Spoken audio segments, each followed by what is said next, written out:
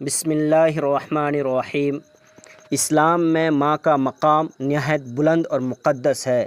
قرآن مجید میں اللہ تعالیٰ نے والدین کی عزت و احترام کا حکم دیا ہے۔ بالخصوص ماں کی عظمت کو بارہا اجاگر کیا گیا ہے۔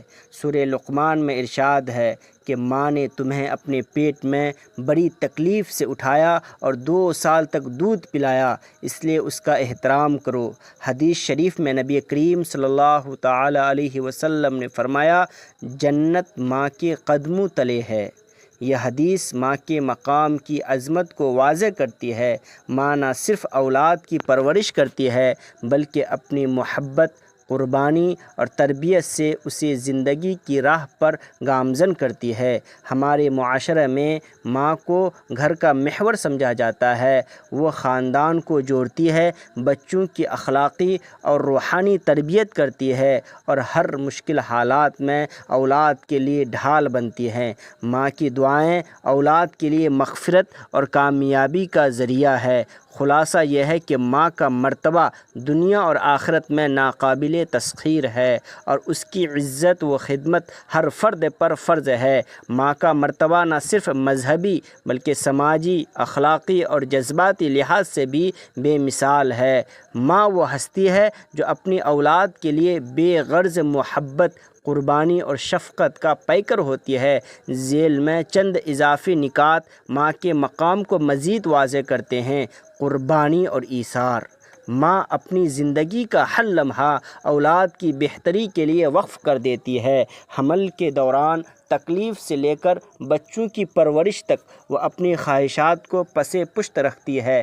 پہلی استاد۔ ماں بچوں کی پہلی معلم یعنی استاد ہوتی ہے۔ وہ گھریلو اور معاشرتی اقدار کے ساتھ ساتھ اخلاقیات، صبر اور محنت کی اہمیت سکھاتی ہے۔ روحانی رہنما۔ ماں کو گھر کا روحانی مرکز سمجھا جاتا ہے۔ اس کی دعا کو اللہ کے یہاں خصوصی قبولیت حاصل ہے۔ حدیث میں ہے کہ والدین کی دعا اللہ کے نزدیک ایسی ہے جیسے نبی کی دعا۔ اس لیے ماں کی دعا اولاد کے لیے کامیابی اور حفاظت کا ذریعہ ہے۔ عالمی اہمیت۔ ماں کا مقام نہ صرف اسلام بلکہ دیگر مذاہب اور ثقافتوں میں بھی بلند ہے۔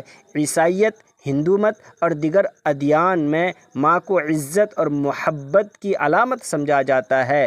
ماں کی خدمت اور احترام نہ صرف دینی فریضہ ہے بلکہ ایک سماجی ذمہ داری بھی ہے۔ اس کی محبت اور قربانیوں کا بدلہ دینا ممکن نہیں، لیکن اس کی عزت، خیال اور خدمت سے اس کے مقام کو قدر کی نگاہ سے دیکھا جا سکتا ہے۔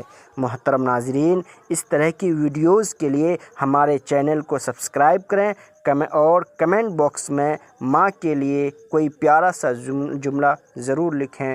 اب مجھے دیجیے اجازت۔ خدا حافظ۔